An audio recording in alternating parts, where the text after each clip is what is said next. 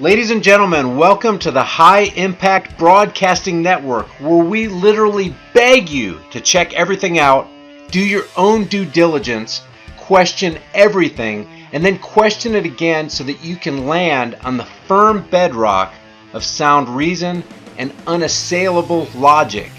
And don't even think for a second that you're going to turn your mind off on this program, because my guest and I plan on climbing inside the control panel of your mind and pushing as many buttons as we can push to see if we can free your minds of every last vestige, every last bit of cancerous statist propaganda. So my guest today is Jared Howell. Why the heck should you care who Jared is? And why the heck should you even be listening to this broadcast right now? Guys, you are going to find out, because there is a malignant cancer in our society, and almost everyone you know is afflicted with this dreaded disease. And my guest, like many others like him, has the cure. What's the disease? It's statism. It's the epidemic, I mean a real epidemic, that almost no one talks about. Jared is an anarcho-voluntarist. He's a writer and a hip-hop artist whose main focus is the promotion of voluntarism. That voluntarism is an ideal that all interactions, every interaction, should be consensual. And let me just stop right here and ask everybody who's listening to this broadcast, do you think that every interaction should be consensual? And I mean every interaction. If your answer is yes, then you are against the ideology known as statism, and therefore you are an enemy of the state. You're the enemy of so-called government and an enemy of the concept of authority itself. Jared is also the host of a weekly podcast called The Downfall on the Seeds of Liberty podcast network. Now, he's got a lot of other credentials, and I'm going to post those on the screen right here, as you can see, and you'll also find the links to everything Jared's involved in the description below. So Jared, welcome to the show. Hi, Brian. Thanks for having me, man. It's a pleasure to speak with you. Yeah, man, great to have you. It's finally good to get a chance to hook up with you, because I know we've been kind of doing the message tag back and forth, and our schedules really haven't been meshing. So it's really good to finally get a time where we could just talk about this stuff, because it's so important. No, I agree. I've been excited to do this. I'm really glad we were able to work it out. Now, listen, I'm going to give you a definition of statism, and I'd like you to kind of expound on it. Just for the audience, statism, guys, it's this delusional belief, and I mean delusional, because if you think about what statism is and what it promotes, you will have to come to the conclusion that it's delusional. It's a belief in magic, a belief in wonderland, fairy tale stuff. It's the delusional belief that some people have a moral right to govern or lord over other people through force. It's actually a cultic idea that almost everybody that you know of subscribes to. It's the most dangerous cult in history. So Jared, if you can just expound on that, because I really want to delve into what statism is and what we can do to resolve it. Sure, no problem. As you said, statism, it is a delusion, but it's a superstitious delusion that people, it gets bred, I don't want to say bred into them, but it is something that people are raised with, and that they're taught from a very young age that might equals right, and that some people have, for some reason, the right and the ability to initiate force and violate the bodily consent of other people without their permission, even though, you know, most people would be against that, right? And in other areas of their life, like, nobody wants their own consent violated, to have something ripped out of their hands. Even like a toddler knows that. People who can't even talk know that. If you rip something out of a toddler's hands, what happens? They scream and they cry. They have a temper tantrum because they experienced a violation of their consent, so to speak. So you also, all of us as adults, realize that in terms of like the dating market and sexual relationships, we understand that initiating a sexual interaction against, putting yourself where you're forcing yourself on somebody without their permission, that's wrong. We all know that. But when it comes to some things like building roads or putting out fires or providing emergency services, for some reason, all of that goes out the window and people only look at the end result. They don't even consider how it's funded or where it comes from. Now, statism, like you said, the delusion that this is okay, that theft, that kidnapping, that murder, that all of that's okay, that it's okay to violate the consent of other people as long as somebody benefits from it. And can you think of a single crime, Brian, where somebody doesn't benefit from committing it? If they didn't expect to benefit from committing it, then they wouldn't have committed the crime. So the fact that there's a beneficiary of a crime doesn't justify the crime. In fact, what makes the crime unjustifiable is the fact that there was a victim. It doesn't matter what the benefit is.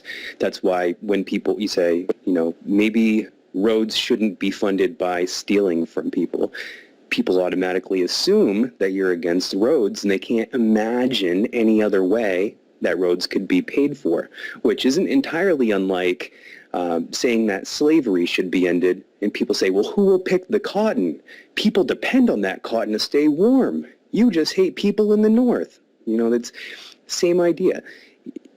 To oppose, the method in which something's funded, to oppose theft is not to oppose the service that's provided with theft.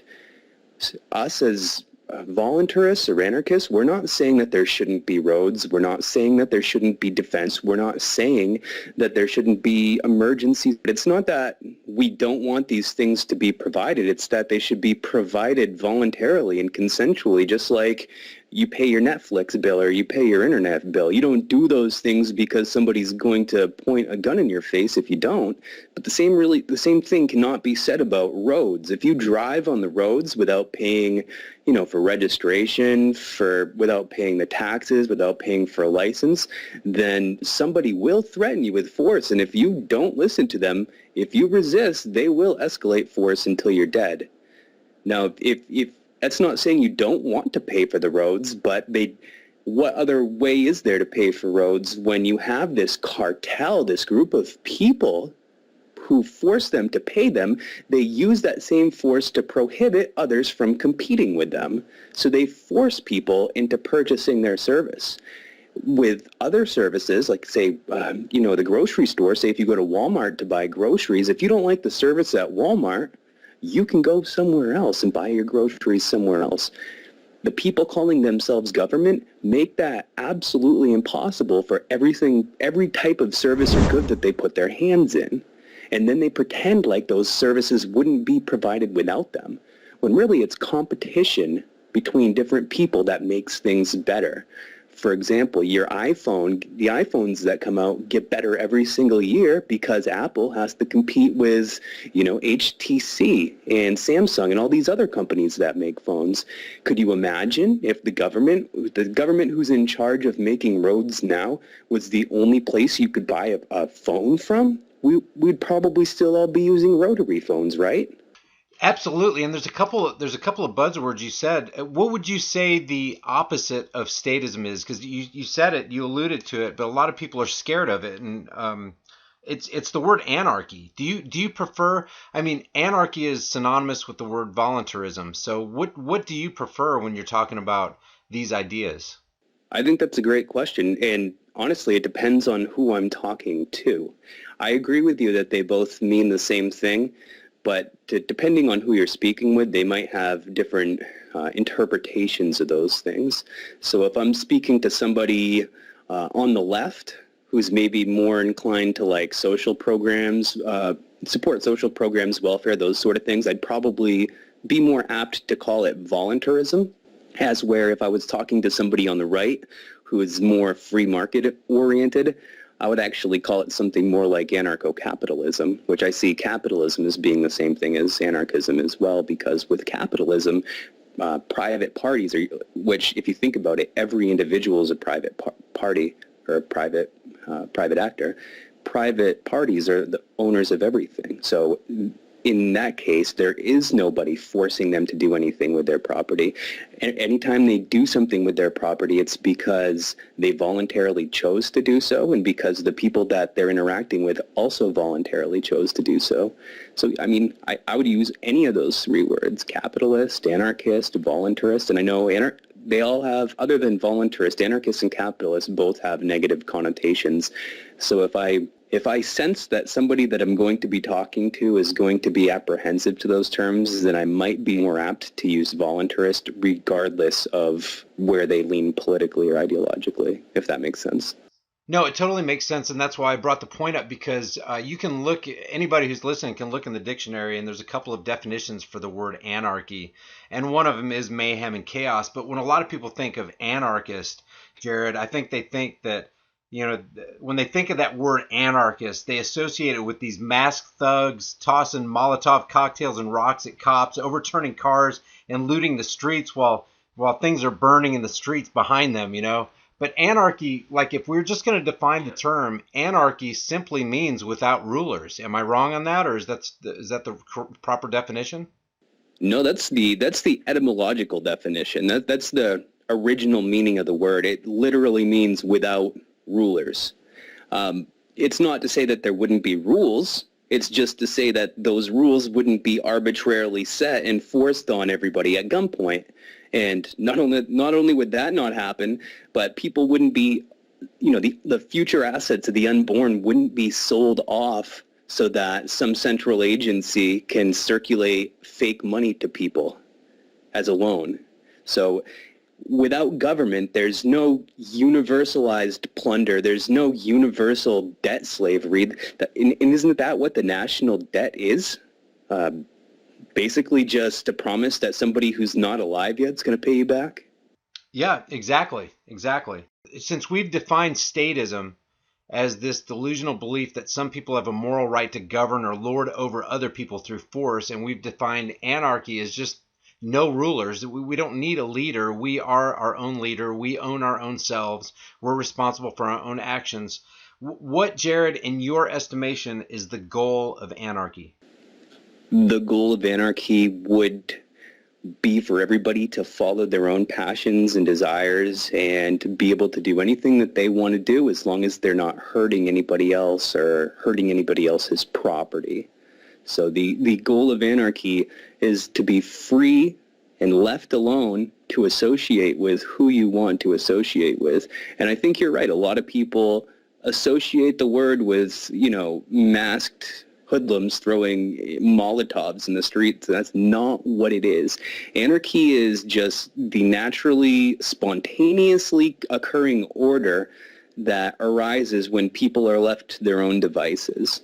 We already have anarchy. If you think about it, look at the dating market. There's anarchy in the dating market. And even though bad things happen sometimes and people get raped, that doesn't mean that there are cries to abolish, voluntary consensual relationships, right? People are still, almost everybody out there is married to who they're married for, at least in this geographical region, this little corner of the world. They're married to who they're married to because they chose it, not because they were forced into it. So in that sense, in certain areas of our lives, we already have anarchy, and it's not chaos. It's just a spontaneously occurring order. It's just people interacting with each other voluntarily and consensually. I think a lot of the apprehension that people have against the type of anarchism where people are throwing Molotovs and destroying things, I think that's well-founded. And I think that those anarchists, they're not actually anarchists. They're collectivists that don't care about anybody else's private property. Do some of them have legitimate grievances against the people they call government? Yeah, absolutely. As we've said, government is nothing more than men and women forcing people to pay them, but their reaction to that is totally inappropriate. They're out destroying private property of people who aren't even involved in government, blocking and destroying cars, businesses, looting, that sort of thing. That's not anarchy. That's that's a more intense form of government. That's all government is having a moral exception to be able to get away with the initiation of force and destruction of other people's bodies and property. That's government. So these people that call themselves anarchists that are out doing those things, they're just trying to replace the current government with themselves. So people have a false sense of what anarchy is. Anarchy is simply leaving people alone to associate with who they want to associate with. That's it. That's all it is. Guys, also remember, anarchy has another goal. It's a stateless society. And why do we want a stateless society? Because think about this. If everybody's honest with themselves, the state, that's the government or authorities, they're built on the unwelcomed aggression of a self-appointed ruling class.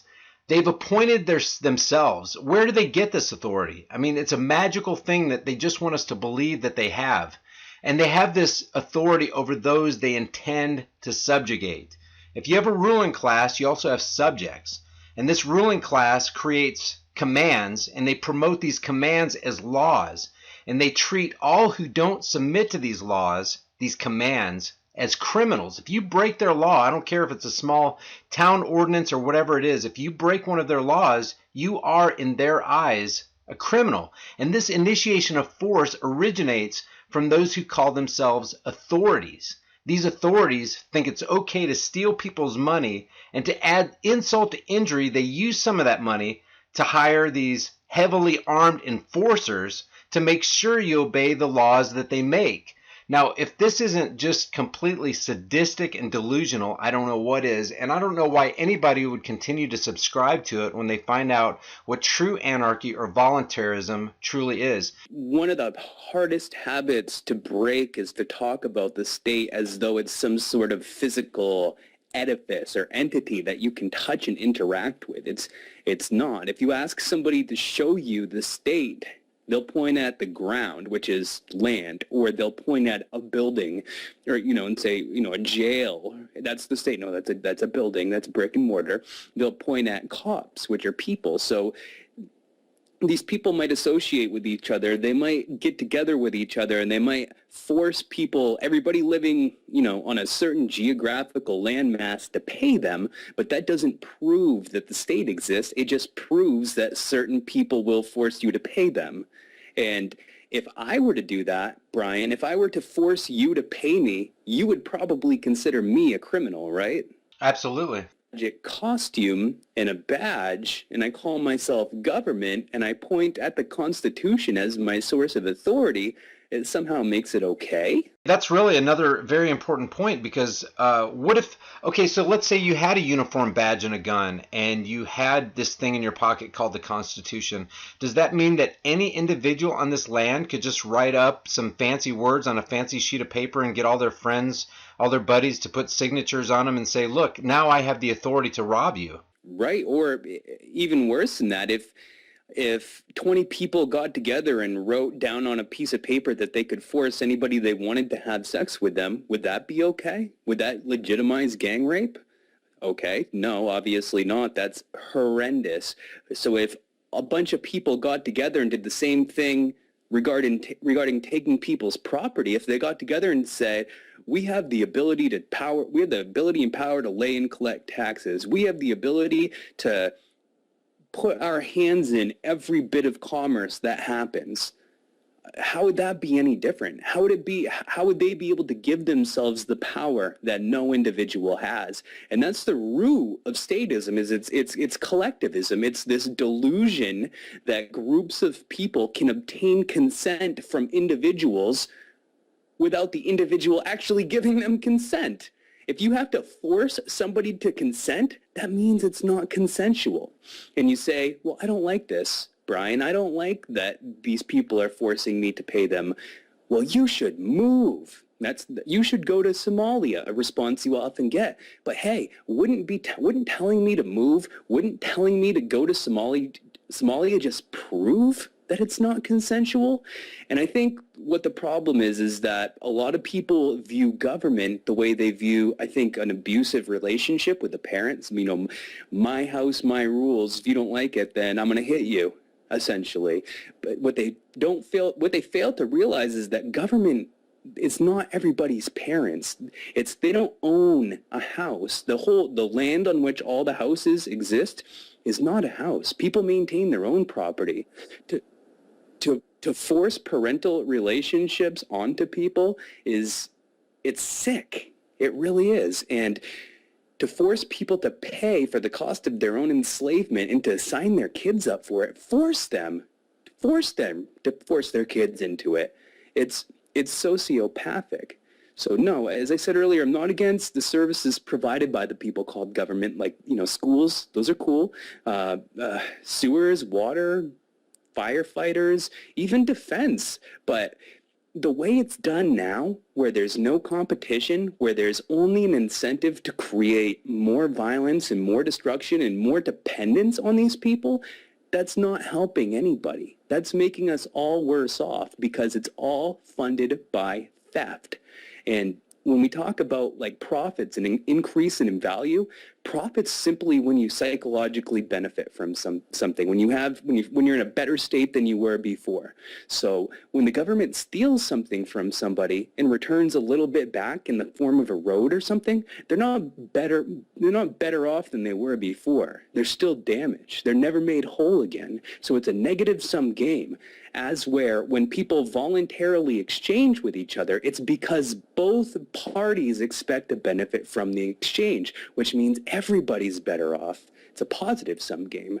So how could a negative sum game how could it make everyone more well off than a positive sum game? I would think that basic math and logic would indicate that it couldn't.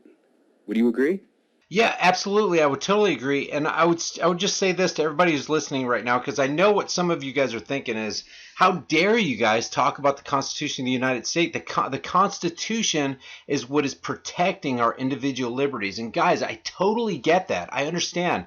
But like I said at the beginning of this broadcast, I want to jump into the control panel of your mind, and I do want to start pushing buttons, and I want to urge you guys to start asking questions, because we live in a geographical location known as the United States of America. The people here are proud of their country, and they hail as the supreme law of the land a couple of documents, the Declaration of Independence and the Constitution of the United States, which were written 240 years ago.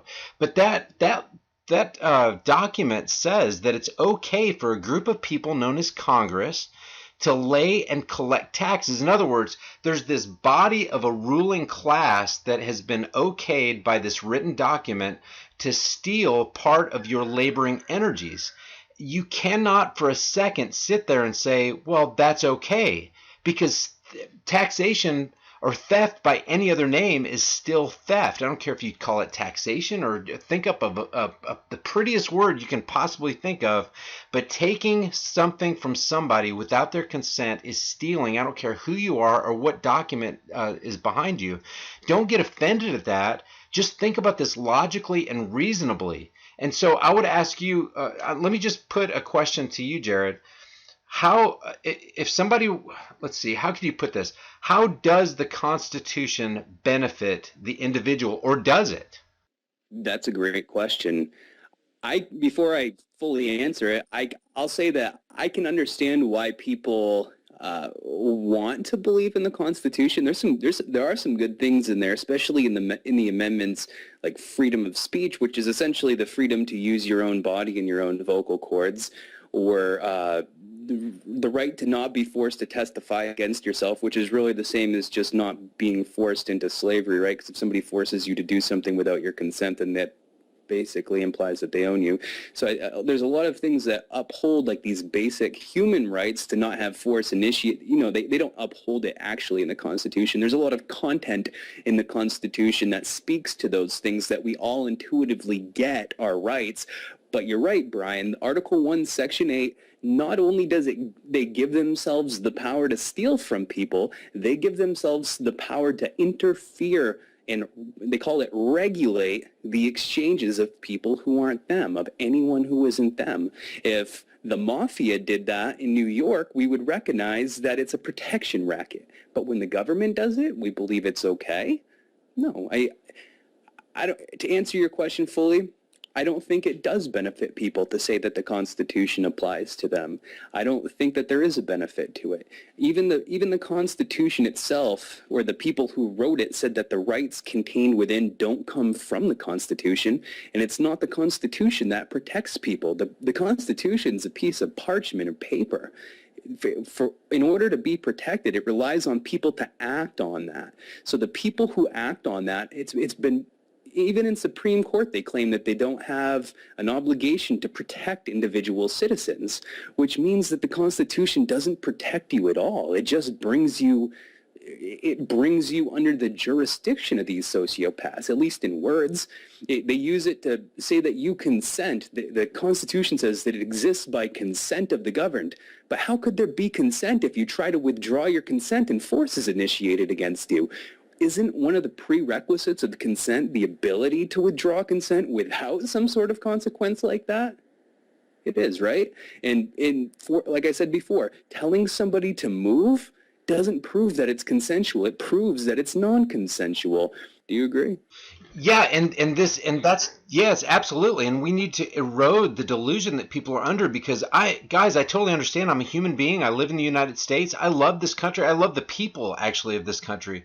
And if you just think about a routine traffic stop, the interaction between you and this cop. He pulls up behind you with this special car with these special lights, and you pull over because that's just kind of what we do in society. And he walks up to you, and he's wearing special clothing, and he's got this utility belt with this gun, and he's got a badge, and he comes at you with, quote, the authority of the state, and he tells you, okay, I need your license and registration, and where are you going, and where have you come from? Asking all these questions. Now, pause that scene for a second, and let's say I come behind you with my special car, and I have a different kind of uniform, and you look at me and you don't recognize the uniform, you don't recognize my badge, you don't recognize the authority with which I say I'm coming at you, and I ask you for your registration and your insurance. What are you going to do? You're going to look at me like a horse staring in a new gate, wondering, who the heck do you think you are to violate my life right now? Who are you to even take any of my time to pull me over on the side of the road?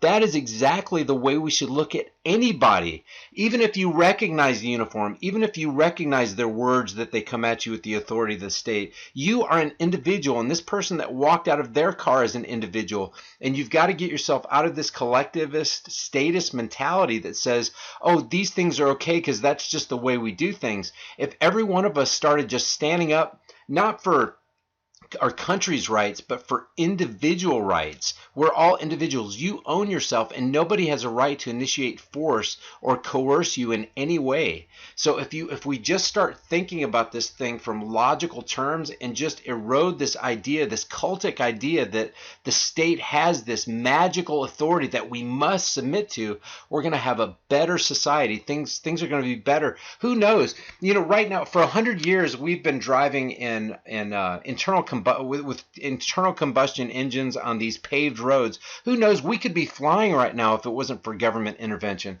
There was this video. I don't know if have you ever seen Who Killed the Electric Car, Jared?